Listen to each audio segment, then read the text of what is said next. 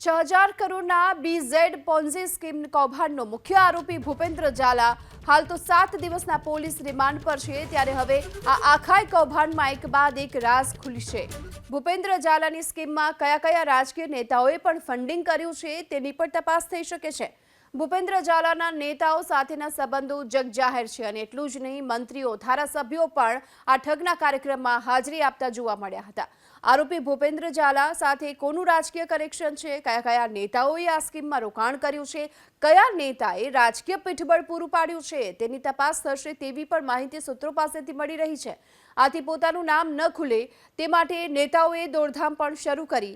અત્યારે CID crime બ્રાન્ચની team આખા પ્રકરણની તપાસ કરી રહી છે અને એ જોતા હવે આવનારા દિવસોમાં વધુ રાઝ ખુલી શકે, જેના કારણે નેતાઓમાં ફફડાટ વ્યાપી ગયો છે।